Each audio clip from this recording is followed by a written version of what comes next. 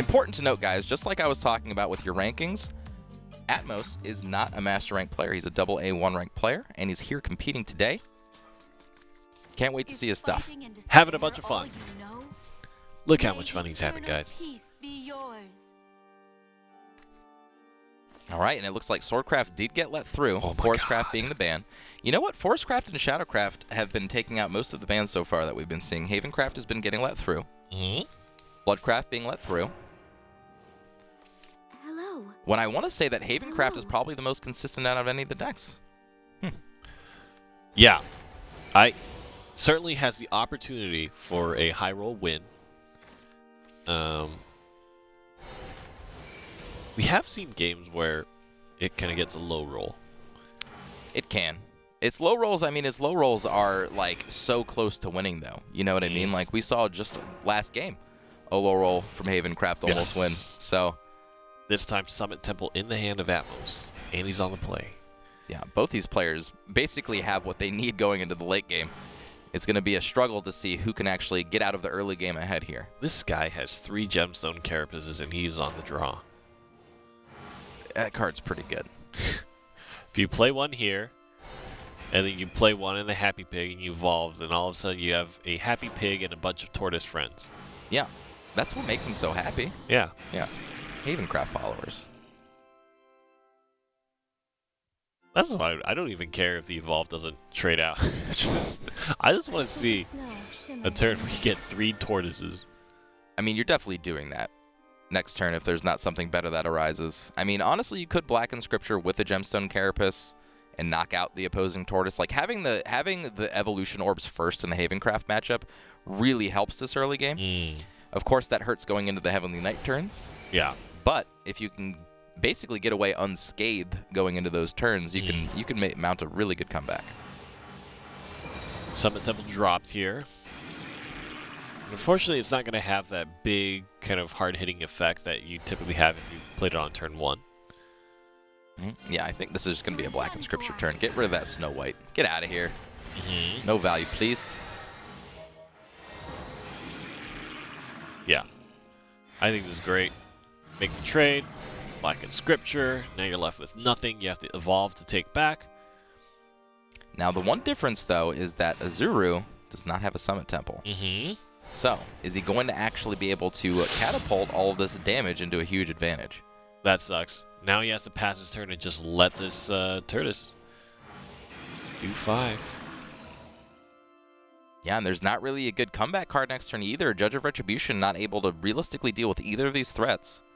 And you can even flood the board too here with the Globe and then play the Snow White and the Happy Pig. I like it. That's a good curve. I might even consider playing the Nisha here just because, you know, if I'm Azuru this turn, I'm feeling really far ahead. Maybe I just want to eke out that 1 extra damage. Maybe it closes the door a little bit quicker. I don't have my Summit Temple.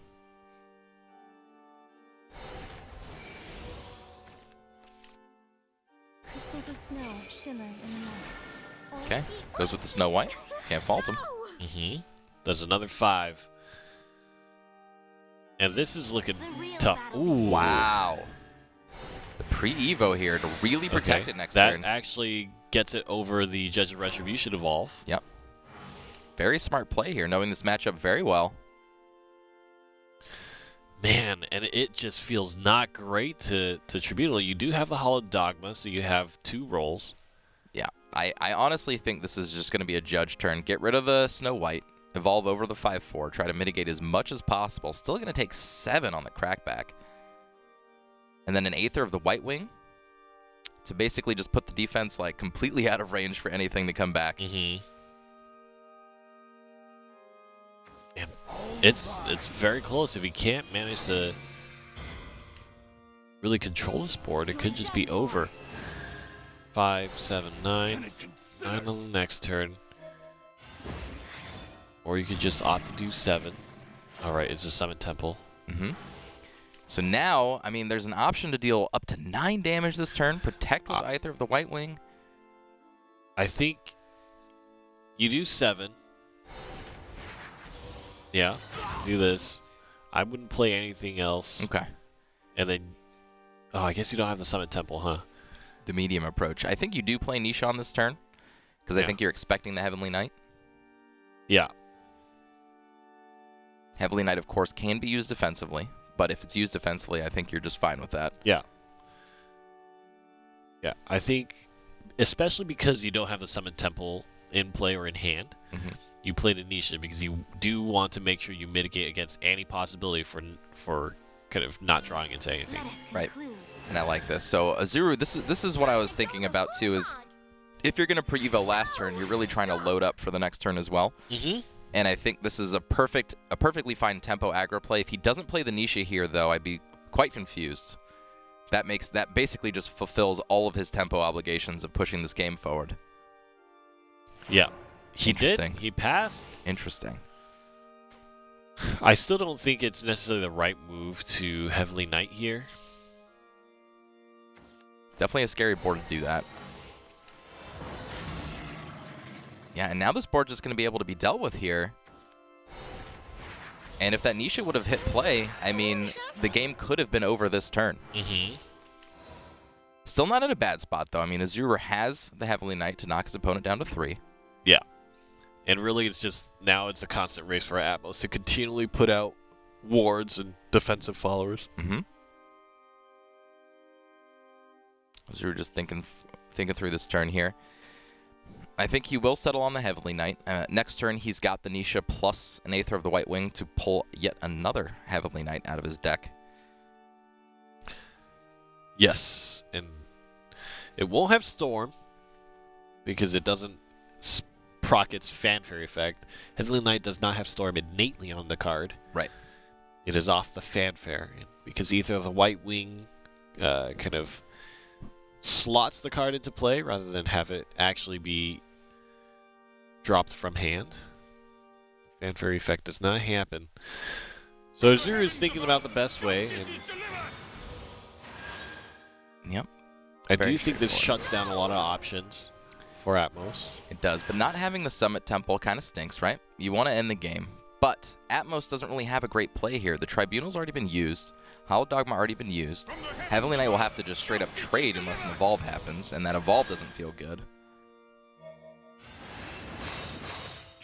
There's a trade, and you open yourself up to anything.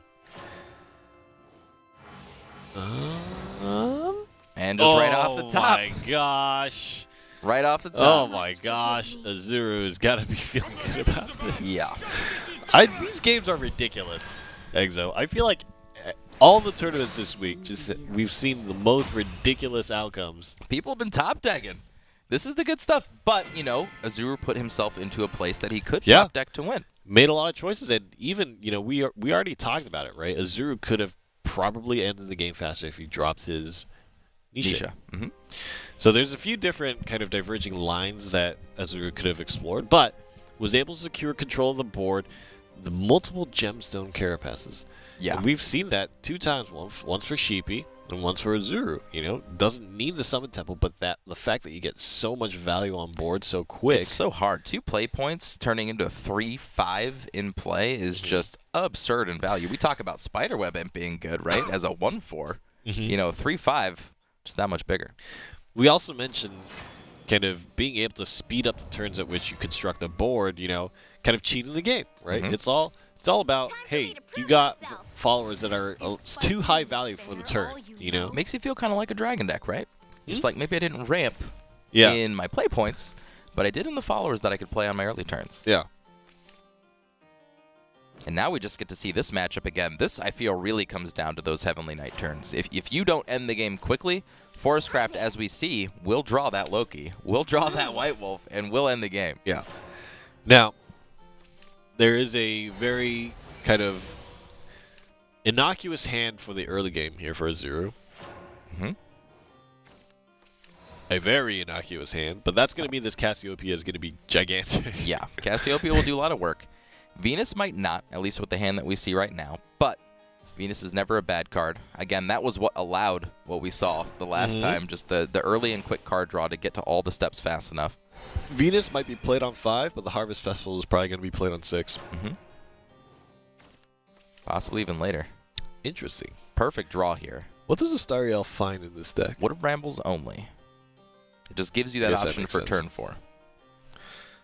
That way you can actually play the Wood of Brambles, play out all your fairies, produce your board. This gives you a nice play. Because in these decks, they don't really run 4-drops. There's not really good 4-drop to run in this deck. Like Arya, the guiding, fairy that just came out, the new legendary card, doesn't really do anything for this deck. You can play it, it puts another 0-cost card in your hand, but you're not really playing Roach combo anymore. You're just trying to get to the late game.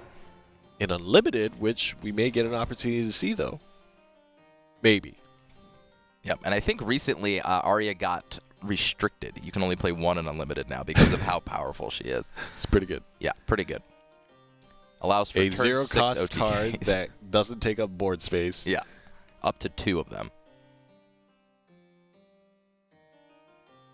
Does actually naturally draw into the Wood of Brambles, so I mean I have to feel like that's a good play. Feels good. Lets your Pure-Hearted Singer trade if you want to do that. Now, of course, giving your opponent the draw. Never, the optimal thing, really, because it gives them more options on what they can do on their turn. And the only other really play is Starry Elf here? Yeah. I like Wood of Brambles. Fill up the board. Get your tempo going. I do think it's important to maintain control of the board, especially if you're anticipating multiple 5 defense plus followers that are going to drop. Cassiopeia will really, really go a long way, but if you have a board to kind of help with that, then you can trade out with Wood of Brambles after the Cassiopeia plays. And that's where you really kind of swing the game into your favor. Absolutely, and not only that, we talked about at the beginning of the game, if you don't end the game quickly with with Forestcraft, the Heavenly Knights can come down and take you out, right? Same thing for the Haven deck. If you can't build up a board big enough to stop the Forestcraft from getting to those later turns, you might just die to the OTK combo. So I think tempo is really important in this matchup, and we saw it huge last game. And we also have to remember that Forestcraft is the deck that now I feel like provides actually the most raw healing, right? Yeah, up to 2 Elf Queens now, 3 Errands. And the healing isn't consistent, right? It won't heal you over turns, but it has the biggest amount of healing in its burst when it uses it. Absolutely. I mean, that's why we were talking about against Burn Runecraft. You play an Elf Queen with like 16 shadows. It's almost like, okay, well, you literally erased everything I did at the beginning of this game. I'm pretty sure it's over. Okay, we are 1 elf away from being really sad, or 1 elephant away from being really sad here. Love enriches the heart. And again, I'm seeing a lack of at least an inclusion of 1 Mystic Ring in all of these Daria decks, Forestcraft decks. Like, they're just riding the line. They're just hoping they don't draw it. I feel like especially if you're running the Forestcraft deck with 2 Elf Queens and 2 Elephants, Mystic Ring will almost always have a spot to be used. Now, interesting in this scenario, the Wood of Brambles was not bounced. You're done for. Lion Spirit Evolves, going to take down both the fairies and do essentially nothing to the Venus because you were going to trade anyways. Love me?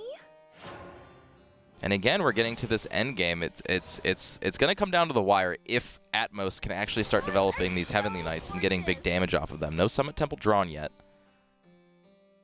And now this is where Azuru is going to start kicking in the card draw. Yeah. I would just do everything. Play that, play the fairies, play the Harvest Festival. You're going to overdraw, though. Let's play. Yep, unfortunately. Wow, he took that risk. If the second King Elephant just gets popped. Actually, no, he played it correctly. He played it correctly to where he won't overdraw here. Oh, right, because the Harvest Festival already drew. Yep. Is good. Now, he does not have the White Elephant, I'm not sorry, the White Wolf, or the Loki yet. But as we saw last time, he did draw them in quick succession. Still a lot of opportunities. I mean, he has up to, what, 3 draws here? Yeah, he has time. 4 with the Pure-Hearted, maybe even 5. And Atmos got the Summit Temple, so he's setting up for the Heavenly Knights. That makes me kind of want to play Aaron. That was a great draw. Yeah. A great draw to prep for these Heavenly Knight turns. I don't think you really need to heal in small bursts against Haven. You just need to stop their big bursts, right? Exactly. Stop their Heavenly Knight attacks. The Elf Queen will be nice in case you need it, but you should rely more on your Aarons, I feel like. And to you, even, like, damage to face, I think, is a very low priority. Just continue to go for board trading. As long as you get your opponent to somewhere 17 or below as the Forest Craft deck, you're feeling pretty good. Now, you're not always going to have the Loki, so sometimes you do have to rely on multiple Elephant drops, you know, with Airbound Barrage or whatever the case may be. But, again, wards don't stop the King Elephant, so turn after turn, they will keep hitting your face. Azuru taking a lot of time here. I think that Aaron draw really did. He's like, you know what? Yeah. Maybe I should just do this. The thing is, if he doesn't play multiple cards in this turn, he's not going to be able to cycle his deck fast enough to find possibly the combo options that he would prefer. That's true. If he plays the Aaron, he can only play one other spell this turn, meaning that the Harvest Festival will not draw him a card. Which I'm actually an advocate of. I think you should try to dump your hand here, especially because the more stuff you play, the more shadows you gain, which kind of fulfills that healing. And I think you want to, as quickly as you can, put yourself in a situation where you can shut the door, right, before anything happens. And as the hand opened up, he also does have another Aaron. I didn't see the Aaron hiding on the left. However, so now he's got multiple turns to protect himself against this Heavenly Knight game plan, giving him time to draw into a White Wolf or a Loki here. We see a Heavenly Knight in play right now. And again, it feels really bad to throw the Heavenly Knight into a ward because of the nature of Summit Temple, right, you really only have one big shot at doing that damage. I mean, this could be a Light John turn. You know, just try to clean up the board here and then set up for the Heavenly Knight. And there's not really a lot of options outside of that for Atmos. It's really just one of those two plays, I feel. The real battle begins. Yep, looking like the Light John play then. My songs are heartfelt. Draw cards first. Very smart option. Here it comes. Ooh, Ether off the top. Night jump. Nice.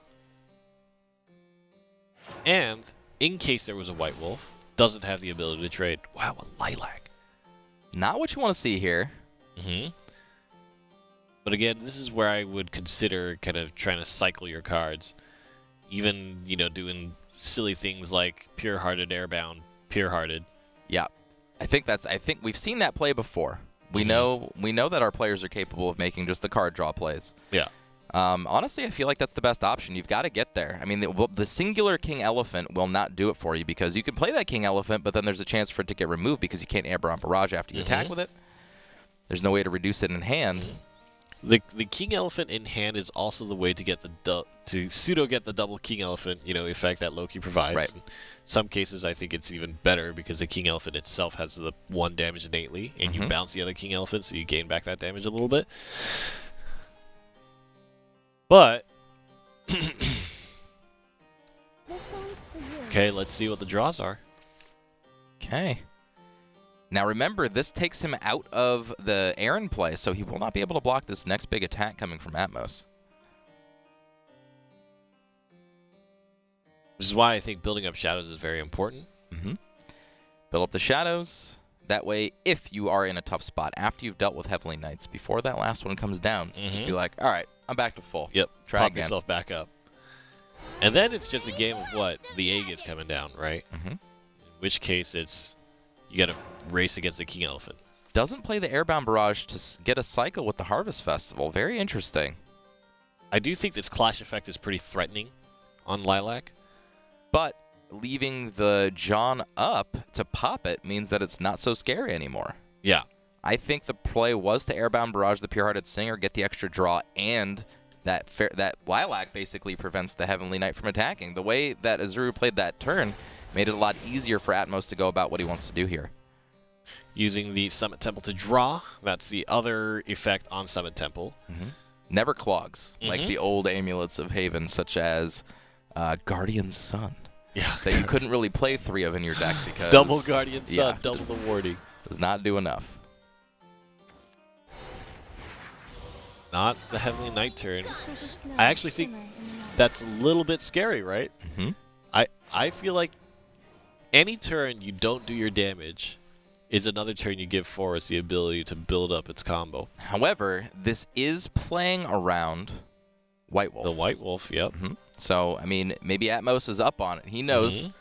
He knows that he can stagger his damage, just wait around this White Wolf. This is what I really... And again, this is what I really like about Loki in the deck, right? You play around the White Wolf, Loki comes down anyways, and then you still feel really bad. Right.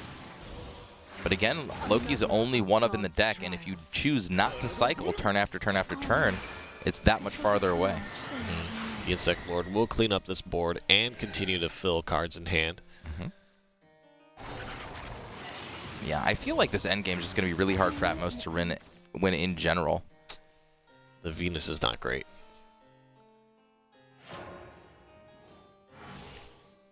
And I think now the question is here again, right? Do you get started on your Heavenly Knight game plan? I don't see any reason not to. I don't think there's really a choice. I mean, you can just wait for the Aegis. There is that, and then just close out with Heavenly Knights to protect.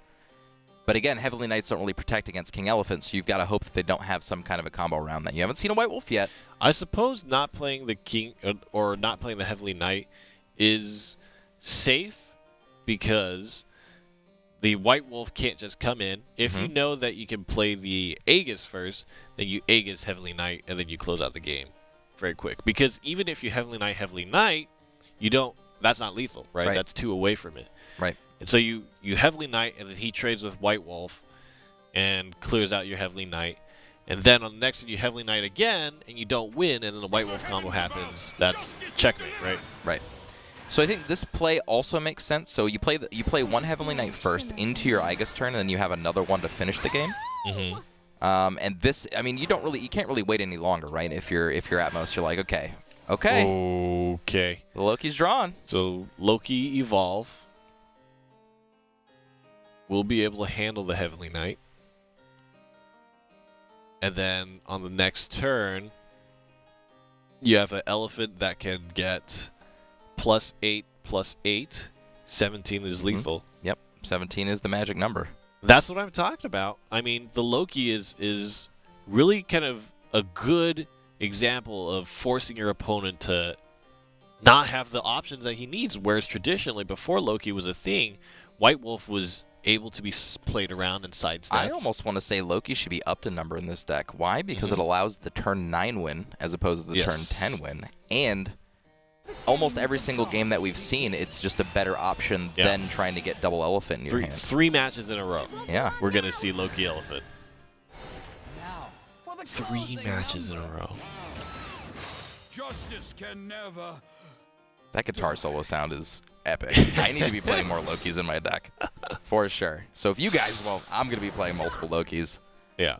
I like that hit just to make sure, you know, if there's any healing, you want to make sure you mitigate any possibility of... And yeah, without any healing, I mean, what do you even do against this combo? King Elephant goes through any ward. Heavenly Knight does not protect you in this matchup. That's just it.